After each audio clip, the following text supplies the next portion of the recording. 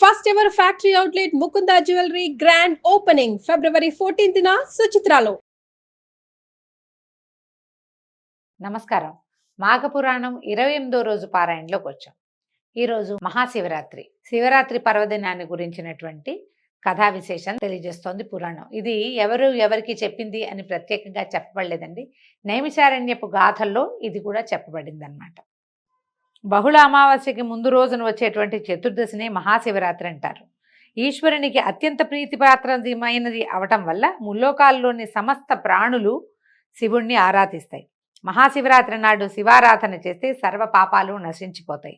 అయితే శివరాత్రి అనేది ప్రతి మాసంలోనూ వస్తుంది. దాన్ని మాస శివరాత్రిగా చెప్తాం.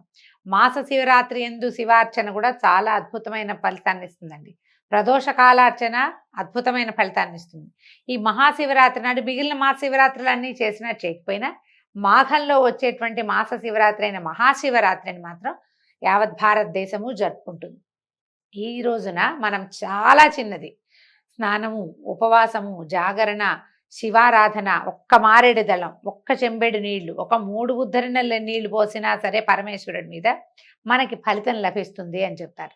ఒక్క పూట ఉపవాసం కనీసం ఇలా చేయగలిగితే అద్భుతమైన ఫలితాన్ని ఇస్తుంది. ఈ అమోఘమైన ఫలితాన్ని ఇచ్చేటువంటి మాఘంలోనే ఈ మహాద్భుత ఫలితాన్ని చూపించేటువంటి మహాశివరాత్రి కూడా రావడము మరింత విశేషంగా చెప్పుకోవాలి. మహాశివరాత్రి నాడు భక్తులందరూ నదిలో కానీ కాలవ ఎందు కానీ లేదా ఏ నీటి తావి ఎందైనా శుచిగా స్నానం చేయాలి. పిమ్మట పరమేశ్వరుని పూజించాలి. మహాశివరాత్రి నాడు మహేశ్వరుని బిల్వపత్రాలతో పూజిస్తే మంచిది. శివలింగానికి క్షీరాభిషేకము, పంచామృతాభిషేకము అలాంటివి ఏవైనా విశేషమైన పూజలు చేయాలి. అష్టోత్తర శతనామావళితో పాటు షోడశోపచార పూజ గావించాలి. ధూపదీప నైవేద్యాదులతో పూజించిన పిమ్మట శివప్రసాదాన్ని ఆరగించాలి. ప్రసాదంగా నివేదన చేసింది పనికొస్తుంది. సాధారణంగా పరమేశ్వరుడికి అన్నము, పాయసం, పులిహోర, దద్దోజనము అలాంటివి మామూలుగా పెట్టరు.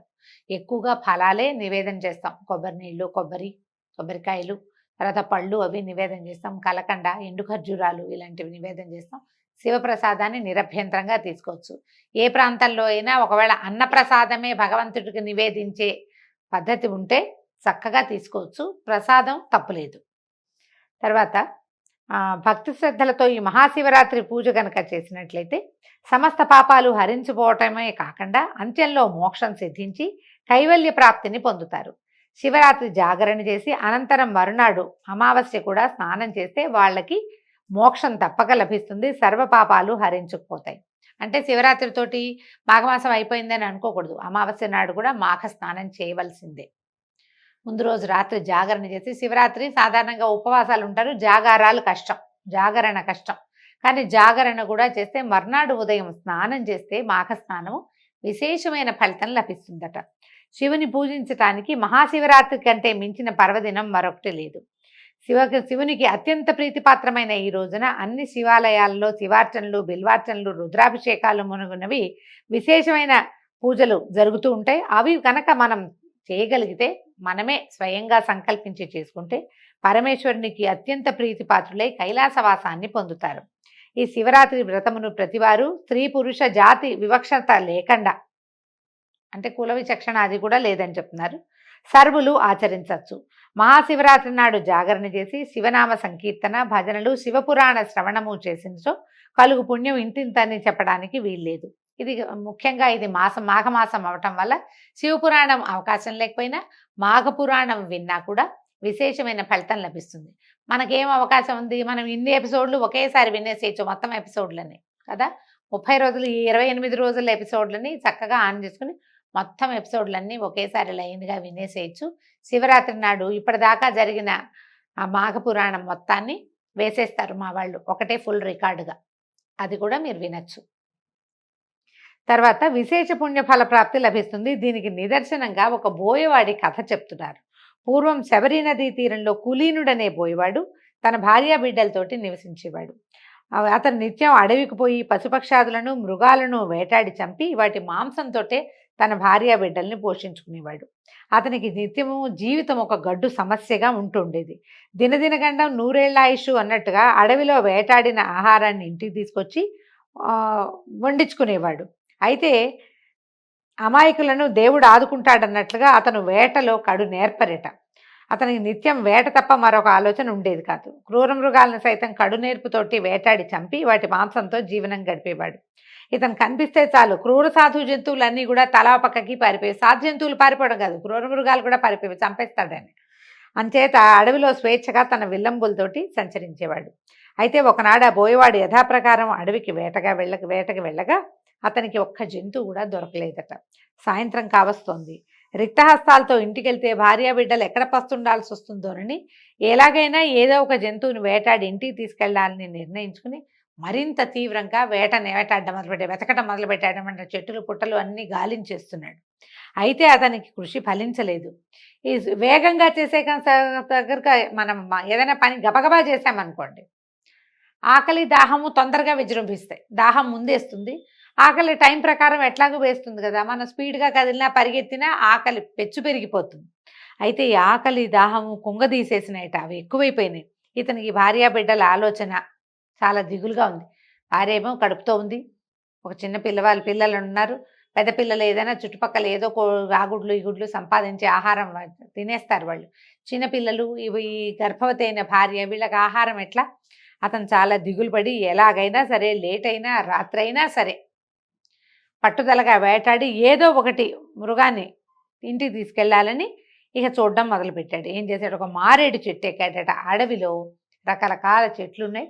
ఆ చెట్లలో ఒక అద్భుతమైన మారేడు చెట్టు ఉంది, బాగా గుబురుగా ఉంది. దాంట్ లోపల గనక కూర్చుంటే పైభాగంలో కిందెళ్ళే జంతువులేవి ఇతని పొలకువని పసిగట్టలేవు. అందుకని ఏం చేశాడు? చెట్టు మీదకి ఎక్కి కూర్చున్నాడు. మారేడు చెట్టు ఎక్కి కూర్చున్నాడు. ఎంతసేపటికి ఒక్క జంతువు కూడా కనపడలా. కాస్త ఇది చీకటి పడిపోతుంది, రాత్రిపూట. పైగా నిండుగా చెట్లు ఉన్న చోట, బాగా దట్టంగా అడవి దట్టంగా ఉన్న చోట కింద సంచరించే జంతువులు ఏవి పెద్దగా కనపడవు. అయినా కూడా ఈ వేటకు అలవాటు పడి ఉండటం వల్ల వాటి కదలికలు తర్వాత అడుగుల శబ్దాన్ని గుర్తుపట్టగలడు. కాబట్టి అతను ఆ చెట్టు మీద కూర్చుని ఉన్నాడు. అయితే ఏం చేశాడు? తెల్లవారుజాము అయ్యేసరికి కొంచెం అర్ధరాత్రి అయింది, దొరకలేదు. ఇంకా నిరీక్షిస్తూనే ఉన్నాడు. తెల్లవారుజాము చలి మంచు ఎక్కువైపోయినాయి. మాఘమాసంలో చలి మంచు ఉంటాయి. మనకి ఇప్పుడు హైదరాబాద్లో రాత్రిపూట విపరీతమైన చలేస్తుంది, చలిగాలులు. పొద్దున కొంచెం ఎండగా ఉంటుంది. ఇలా చాలా చోట్ల ఉంటుంది కదా. అయితే ఈ చెట్లుంటే అక్కడ చల్లదనం హెచ్చుగా ఉంటుంది. చలేస్తుంటే చెట్లు కొమ్మలన్నీ ఇట్లా దగ్గరికి లాక్కుని ఒంటికి కప్పుకుంటే ఇతను లాగినప్పుడల్లా చెట్టు ఒక క్షణం చిన్నగా మాగాన్ని పట్టింది అనుకోండి, చెయ్యి వదిలేస్తారు. చలేస్తున్నప్పుడు చెట్టు మళ్ళీ కొమ్మ లాక్కుంటుంటే ఆకులు తెగి కింద పడ్డం మొదలుపెట్టినాయట. మధ్య మధ్యలో నిద్ర వచ్చేస్తోందని ఏం చేస్తున్నాడు? దగ్గరగా లాక్కున్న కొమ్మ నుంచి ఒక్కో ఆకు కాలక్షేపానికి తుంపి కింద పడేస్తున్నాడు. అయితే ఏమైందట? ఏ చెట్టు మీద అయితే ఇతను కూర్చున్నాడో ఆ చెట్టు కింద ఎప్పుడో ఒక ఋషిగారు ఎవరో కొద్ది రోజులు ఈ అడవిలో నివాసం ఉండి అక్కడ ఒక సైకత లింగాన్ని చేసుకుని ఒక పార్థివలింగం, ఒక మట్టి లింగాన్ని చేసి అక్కడ ప్రతిష్ఠ చేశాడు. సైకతం అంటే ఇసుక, పార్థివలింగం అంటే మట్టితోటి మనం ఇది ఉంటుంది కదా పుట్టమన్నం, దాంతో చేసేది, గట్టిగా బిగిసిపోతుంది అనమాట. అట్లాంటి ఒక శివలింగం ఉంది. ఈ పైన కూర్చున్న బోయేవాడు క్షణానికి ఒక్కొక్క రెమ్మలు చొప్పున మారేడు రెమ్మలు కిందకి వేయటం మొదలుపెట్టాడు. అంతకుముందు అతను చెట్టు లాక్కుంటున్నప్పుడే, కొమ్మలు లాక్కున్నప్పుడే కొన్ని ఆకులు తెగిపడినాయి. తర్వాత ఇతను కాలక్షేపం కోసం ఒక్కో ఆకు తుంపి వేస్తున్నాడు కాదు, ఆ ఆకులు కూడా కొసలు కాకుండా మారేడు దళాలుగా అతని చేతికి వస్తున్నాయి. ఒక్కో దళము తుంపి వేస్తూ వచ్చాడు. క్రమంగా ఏమైంది? ఆ రోజు మాస శివరాత్రి, రోజంతా నిరాహారంగా ఉన్నాడు. పైగా తదేక దీక్షతో వేట అనేది ఒకటే, ఆత్మారాముడిని సంరక్షించుకోవటం తప్పిస్తే రెండో ఆలోచన లేకుండా ఉన్నాడు. రాత్రంతా నిద్రించలేదు, పగలల్లా ఏం తినలేదు, రాత్రంతా నిద్ర చేయలేదు. తర్వాత మారేడు పత్రాలు ఈ శివలింగం మీద పడ్డంతో మారేడు దళాలతోటి శివలింగార్చన చేసినటువంటి ఫలితము, ఏమీ తినకుండా మేల్కొని ఉండటం వల్ల మహాశివరాత్రి యొక్క ఉపవాసము జాగరణ ఫలితము లభించినాయి. మనకి ఎట్లా ఉంటుందంటే ఒక్కొక్కసారి మనం అనుకోకుండా చేసినా కూడా అద్భుతమైన ఫలితాన్ని ఇస్తుంది. తెలియకుండానే ఏదో సాధారణంగా ఆలోచించి గుడికి వెళ్తాం, ఆ రోజు ఏదో మహాపర్వదినం అయిందనుకోండి, అట్లా అవుతాయి జీవితంలో.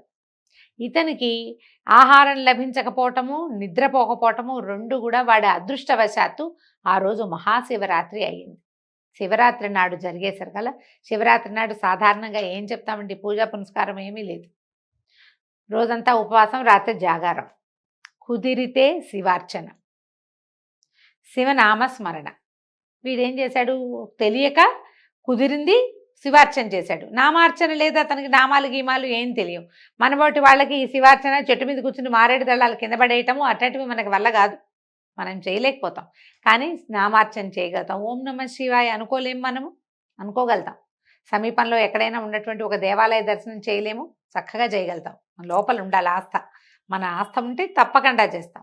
ఇట్లా అనుకోకుండా అవకాశం లభించడంతో ఇతనికి ఏమైంది, క్రమంగా అది అద్భుతమైన ఫలితాన్ని ఇస్తుంది. మహాశివరాత్రి పూర్తి ఫలితం బోయవాడికి దక్కింది.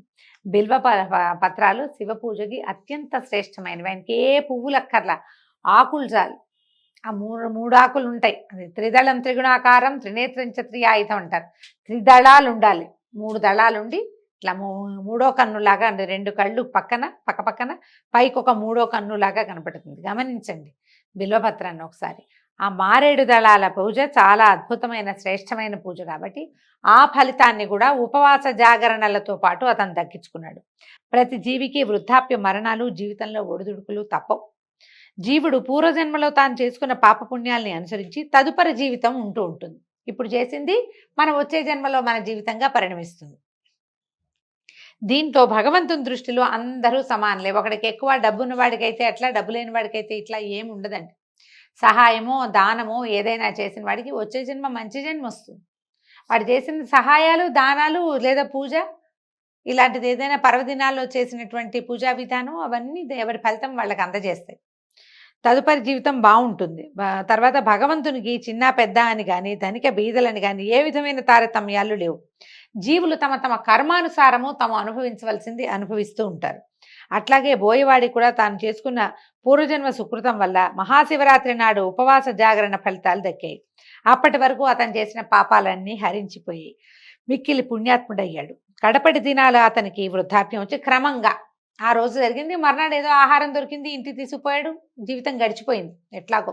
కానీ ఆ రోజున అతను చేసినటువంటి దాని ఫలితం మాత్రం అతనికి లభించే తీరుతుందన్నమాట. వృద్ధాప్యం వచ్చి సహజంగా మరణస్థితిని పొందాడు. మరణించిన వారి ప్రాణాలు తీసుకోవటానికి ముందుగా వచ్చేది సహజంగా యమదూతలు వస్తారు. యథాప్రకారం బోయవాడి ప్రాణాలు కొనిపోవటానికి యమదూతలు వచ్చి అతని ప్రాణాలు తీసుకొని పోతుండగా కైలాసం నుంచి శివదూతలు వచ్చి యమదూతల నుంచి ఈ బోయవాడి ప్రాణాలని లాక్కుపోయారట. యమదూతలు వచ్చి ఈ విషయాన్ని యమధర్మరాజుకు చెప్పారు. యముడు తనలో తను తర్కించుకుని పరమేశ్వరుడితో మాట్లాడడానికి శివదర్శనార్థమై కైలాసానికి వెళ్ళాడు. పరమేశ్వరుడికి నమస్కారం చేశాడు. భూతగణాధి సేవితుడైనటువంటి పరమేశ్వరుణ్ణి చూసి పరిపరి విధాలుగా ప్రార్థించాడు యముడు. దీర్ఘాయుష్మాన్ భవ అని దీవించినటువంటి పరమేశ్వరుడు, యమధర్మరాజా కుశలమైన ఏ ఆంతర్యంతో ఇలా వచ్చావు, ఏదైనా మాట్లాడాలని వచ్చావా, ఏమిటి నీ రాకలోని ఆంతర్యం ఏమిటని ప్రశ్నించాడు. అయితే ఇప్పుడు ఈయన అడుగుతున్నాడు అనమాట యమధర్మరాజు, పరమేశ్వర ఏమని చెప్పను స్వామి, మేము ఒక జీవిని పుట్టుపూర్వత్వరాలను పాపపుణ్యాలని పరిశీలించి అతడు పుణ్యాత్ముడా పాపాత్ముడా అని నిర్ధారణ చేసుకున్న తర్వాతే పాపుల ప్రాణాలు తీసుకుపోయి శిక్షిస్తాం. అట్లాగే ఇంతకు ముందు మీ దూతలు ఒక బోయవాడి ప్రాణాలని మా భటుల నుంచి లాక్కొచ్చారు. విష్ణుదూతల్ని శివదూతల్ని యమభటులు ఏం చేయగలుగుతారు? కొంతమంది కోసం విష్ణుదూతలు వస్తారు, కొంతమంది కోసం శివదూతలు వస్తారు. నరకదూతలు అందరి కోసమూ వెళ్తారు. వాళ్ళని మేమేమీ చేయలేము, నరకదూతలు ఏమీ చేయలేరు యమదూతలు. అయితే మీ వద్దకు తేబడినటువంటి ఆ బోయవాడు మహాపాపి, నిత్యము జీవహింసతోటే కాలం వెళ్ళబుచ్చాడు. దయాదాక్షిణ్యాలు లేని క్రూరుడు, ఏనాడు దైవచింతనాన్న పేరే ఎరగడు. భక్తితో భగవంతుని ఆరాధించడం వాడి జీవితంలోనే లేదు. అలాంటి పాపాత్ముడు ఒకనాడు మహాశివరాత్రి పర్వదినాన యాదృచ్ఛికంగానే తిండి తినక రాత్రంతా మేల్కొని ఉన్నాడు. అదంతా అతను స్వార్థంతో చేశాడు కానీ పరమేశ్వరుని పట్ల భక్తితో చేయలేదు ప్రభు. వేటాడుకు జంతువులు దొరక్క తినలేదు. చిత్తశుద్ధితో మారేడు దళాలతోటి శివ పూజ చేయలేదు వాడేమే. కానీ అతను కూర్చున్న చెట్టు యాదృచ్ఛికంగా అతనికి లభించింది. ఆ చెట్టు కిందనే శివలింగం మీద మారేడు దళాలు పడడం కూడా యాదృచ్ఛికం, అంతా యాక్సిడెంటల్గా జరిగినాయి అన్నమాట, అన్ఎక్స్పెక్టెడ్గా జరిగినాయి. అయితే ఏదో ఇన్వాలంటరీగా జరిగినాయని కూడా చెప్పచ్చు. చిత్తశుద్ధితో శివుని పూజించలేదు, ఇదంతా యాదృచ్ఛికమే. అట్లాంటి కఠినాత్ముడు, క్రూరుడు, మహాపాపి, అసలు భక్తే లేనివాడైనటువంటి బోయవాడికి కైలాస ప్రాప్తి ఎట్లా వస్తుంది స్వామి? అంత మాత్రానికి వాడికి పుణ్యఫలం ఎట్లా అబ్బుతుంది? ఈ ధర్మ సందేహాన్ని తీర్చుకోవడానికే మీ దగ్గరకు వచ్చానని చెప్పాడు. అప్పుడు చిద్విలాసమూర్తి అయినటువంటి పరమేశ్వరుడు చిరునవ్వులతోటి ఇట్లా సెలవిచ్చాడట, ఓ యమధర్మరాజా, ఇదొక ధర్మ సూక్ష్మం. అగ్నిని తెలిసి ముట్టుకున్నా తెలియక ముట్టుకున్నా అంటుకొని బాధించటం మానదు. అలాగే పాపపుణ్యాలు తెలియక చేసినా తెలిసి చేసినా అంటక మానవు. కావున నాకు అత్యంత ప్రీతిపాత్రమైన శివరాత్రి నాడు ఆ బోయవారిని కారణం వల్లనే కదా బిల్వపత్రాలతో అర్చన జరిగింది. బోయవారి చిత్తం ఎట్లా ఉన్నా సరే వాడు ఉపవాసము జాగరణ చేశాడు.